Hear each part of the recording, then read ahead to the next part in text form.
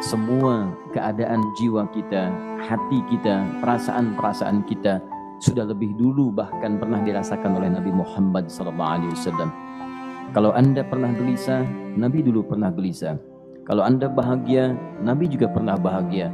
Kalau Anda merasakan kekhawatiran, Nabi dulu pernah khawatir. Dan miniatur kehidupan kita sudah dicontohkan dalam perjalanan kehidupan Nabi Muhammad SAW agar kita bisa belajar mengatasi problematika kehidupan. Allahu Akbar, kalau beliau tidak diutus oleh Allah, kita tidak tahu bagaimana cara menyelesaikan pemetaan kehidupan kita hingga dengan saat ini. Bahkan satu ketika pernah beliau kemudian dalam masa yang telah panjang berdakwah, qadarullah kemudian ada wahyu yang jeda datangnya tidak seperti biasanya. Biasanya datangnya cepat, berganti hari turun wahyu, ganti pekan turun wahyu. Ini beberapa masa wahyu belum turun. Ada hikmah di balik itu. Teman-teman sekalian, tiba-tiba beliau naik ke atas bukit, wahyu belum turun juga. Pulang ke rumah, belum turun juga. Sampai keadaan itu terlihat oleh kalangan kafir Quraisy dan mereka berkata, lihatlah Muhammad sudah gila. Dituduh gila. Jadi kalau Anda cuma dituduh dengan hal-hal yang ringan, dituduh soleh, kan? Dituduh kemudian orang yang berubah, dituduh semakin beriman dan sebagainya, barangkali itu lebih baik. Nabi dituduh gila, Anda bayangkan. Tuh Muhammad sudah gila. Muhammad sudah ditinggalkan oleh Tuhannya. Muhammad sudah kehilangan pegangannya. Muhammad sudah tidak punya orientasi. Orangnya sudah nggak jelas, bolak-balik tidak karuan. Naik ke atas bukit seakan-akan orang yang frustasi dan seterusnya. Tapi tahukah Anda apa yang terjadi?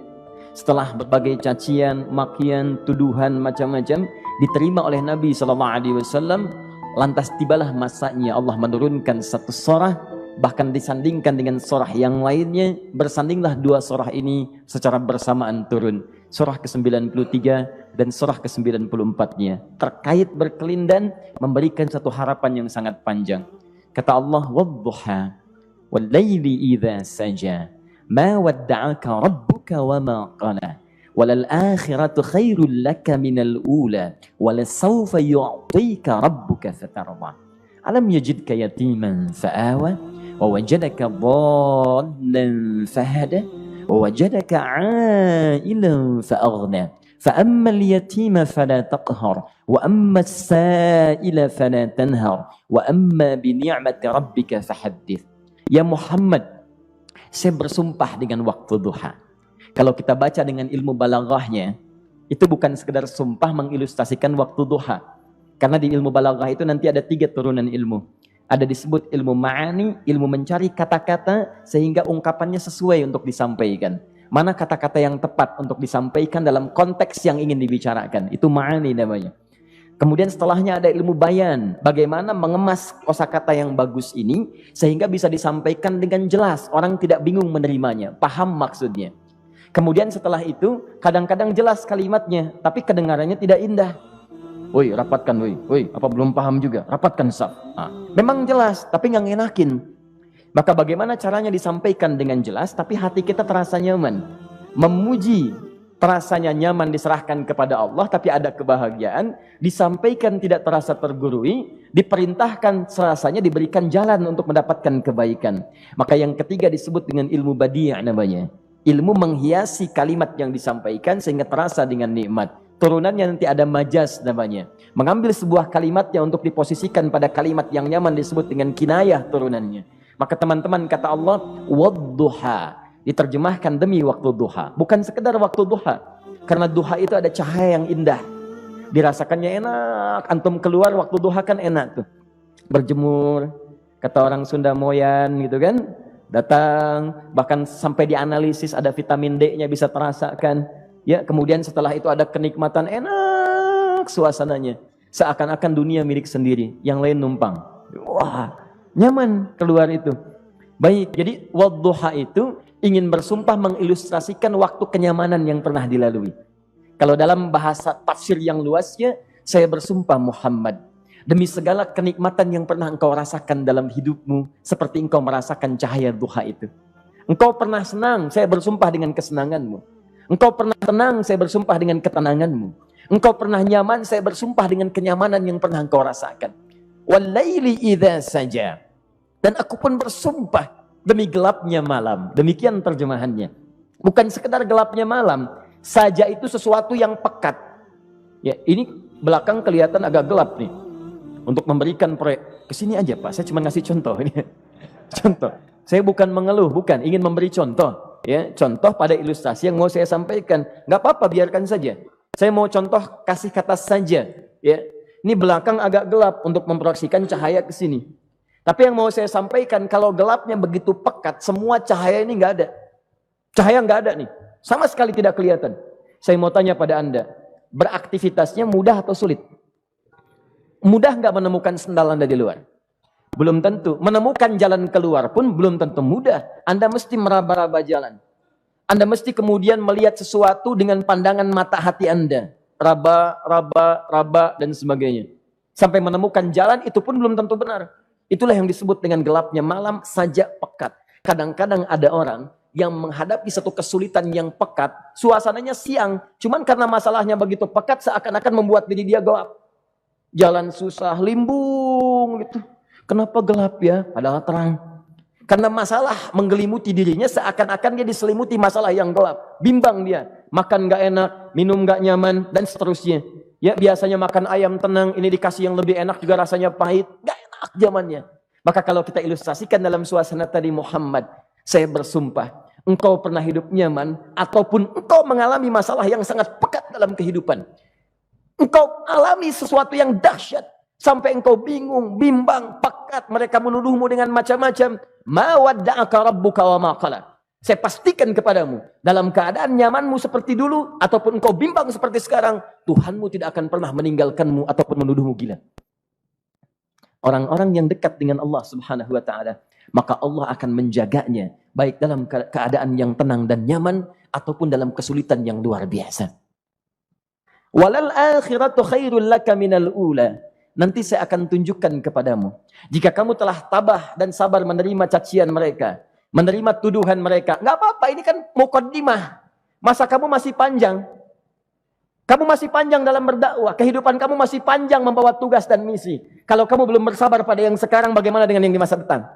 Tapi saya pastikan kepadamu, jangankan yang seperti ini, masalah pekat yang paling hebat pun kamu akan hadapi, yang membuat kamu sedemikian sulit lebih daripada ini, yakinkan pada jiwamu, aku tidak akan pernah meninggalkanmu. Ini prinsip dalam kehidupan kita. Jika Anda menggantungkan hidup kepada Allah, Anda bersandar dengan baik kepada Allah, maka ayat ini akan mengatakan teman-teman sekalian, Allah tidak akan pernah meninggalkan Anda dalam setiap kehidupan Anda. Nanti, sekarang perjuangan, kata Allah, walal akhiratu khairul laka minal ula. Nanti saat kamu tiba di akhirat, saya akan tunjukkan kepadamu ada yang lebih hebat yang tidak pernah engkau rasakan sebelumnya saat di bumi. Tidak akan ada lagi kesulitan yang kamu hadapi. Tidak akan ada lagi cacian yang kamu kemudian hadapi. Tidak ada lagi kemudian tuduhan yang kemudian kamu rasakan. Aku akan berikan apapun yang kamu inginkan sampai kamu puas. Wala sawfa yu'tika rabbuka fatarda.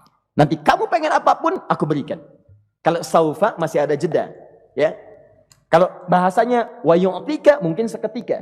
Tapi ketika mengatakan saufa, artinya bukan saat ini Muhammad. Sekarang pun aku berikan, tapi nanti yang di akhirat aku berikan sampai kamu merasa puas. Ayo minta apa saja. Hadir, hadir, hadir, hadir. Tapi yang paling indah, kalau kamu tidak percaya, alam yajidka yatiman fa'awa. Cobalah ingat, kalau sekarang sedang susah, coba ingat dulu. Bukankah saat kamu yatim, aku yang merawat sampai kamu tidak merasakan kegelisahan itu?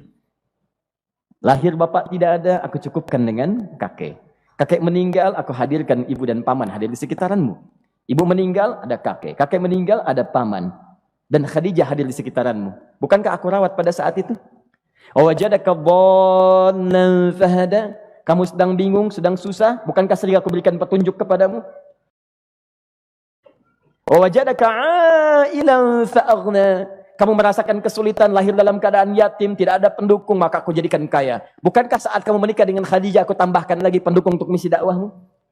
Ini pesan dalam Al-Quran. Kalau Anda sedang merasa susah, kalau ingin menenangkan diri, ingat-ingat yang baik-baik yang dulu. Kalau Anda sedang jatuh dalam bisnis, ingat-ingat saat Anda meningkat dalam bisnis Anda.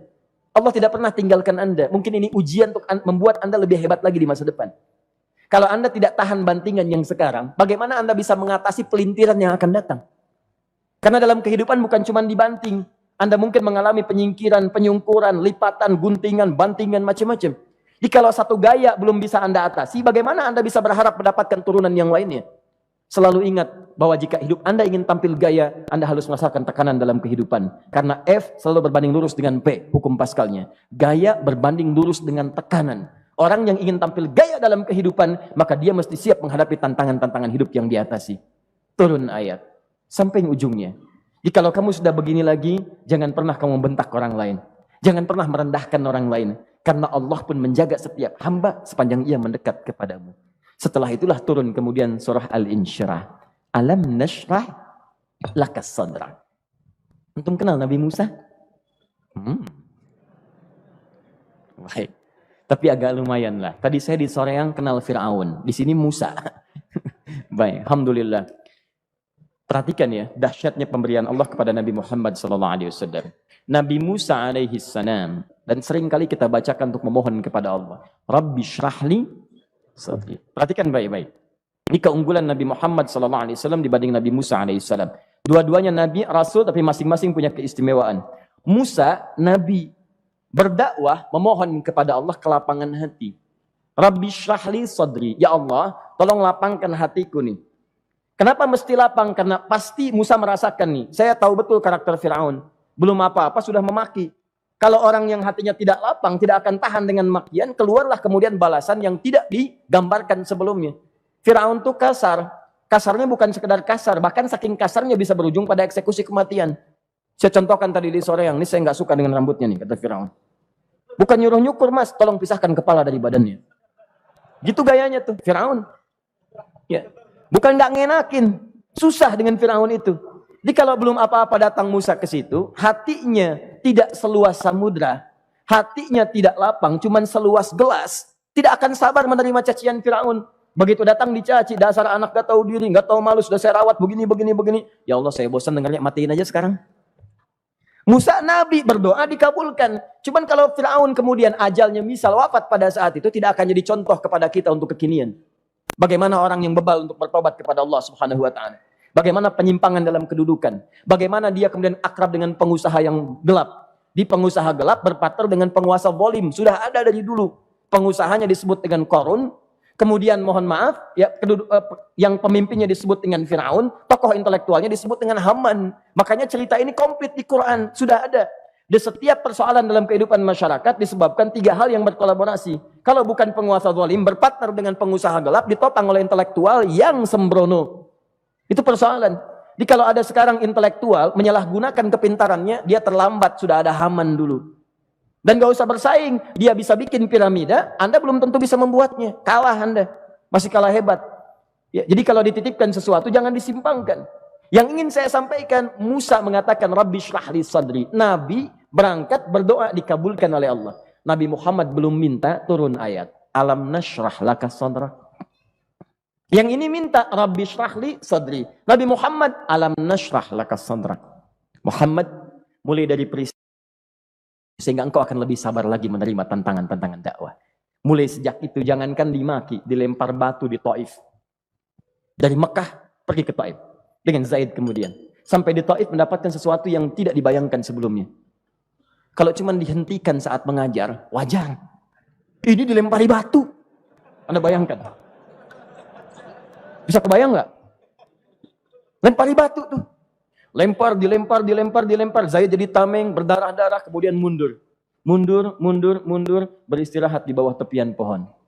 Begitu beristirahat, datang malaikat penjaga dua gunung. Turun malaikat dengan kesal mengatakan, Ya Rasulullah, mud yadaika ilas sama. Ya Rasulullah, angkat tanganmu ke langit, minta kepada Allah, aku angkat dua bukit di Taif, aku himpit keduanya mereka. Aku himpit penduduk Taif dengan dua bukit itu. Apa jawab Nabi? Karena sudah mendapatkan kelapangan, ketenangan, belajar dari peristiwa-peristiwa tadi, indah jawabannya. Lah, katanya, tolong jangan lakukan. Innahum qaumun la ya'lamun. Mereka belum paham saja. Mereka belum mengerti. Tolong jangan lakukan. Aku bermohon kepada Allah. Boleh jadi nanti di masa depan akan ada hamba-hamba terbaik yang lahir dari bumi Taif ini. Kemudian beliau berkata, Rabbi, ila man takilluni, a'ila qaribin yu'limuni, am ila ba'idin yu'dhini, fa'ana radin ma lam taghdab ilayya. Ya Allah, kemana lagi engkau akan utus aku untuk berdakwah setelah peristiwa ini? Apakah tempatnya lebih dekat aku jangkau sekarang, tapi di situ aku akan disakiti lagi? Ataukah jaraknya masih jauh, tapi di tempat itu aku akan dizalimi lagi? Aku ridha ya Allah dengan itu semua, asalkan engkau tidak marah kepadaku. Asalkan engkau tidak marah kepadaku. La haula wala quwata illa billahil aliyil azim. Begitu kelapangan itu muncul, ridha dengan ketetapan dan siap, tabah, kuat, hadir dalam jiwanya. Tiba-tiba turun undangan, tunaikan Isra dan Mi'raj. Diangkat statusnya, naik mendekat kepada Allah Subhanahu wa taala. Dihilangkan bebannya, wa wada'na anka wizrak alladzi anqadha dhahrak. Itu hikmah, teman-teman. Barangkali kalau antum saat ini datang ke masjid ini untuk kajian, sedang bawa beban, ada kesulitan, penuh dengan macam-macam, barangkali dibacakan surat Ad-Duha tadi untuk memberikan harapan kepada Anda. Ini bukan PHP, karena ini bukan masalah urusan manusia. Ini adalah janji yang tidak akan pernah diingkari. Innallaha la yukhliful mi'ad. Kata Allah, Anda punya masalah, ingat suasana tenang pada masa lalu. Bukankah saya memberikan ketenangan kepadamu? Mendekat kepada saya, Anda bersabar, yakinkan bahwa ujian yang saya berikan saat ini sesungguhnya untuk membuat kamu lebih hebat di masa depan. Karena orang hebat tidak akan pernah sepi dari ujian untuk membuat dia lebih kuat menghadapi tantangan dalam kehidupan.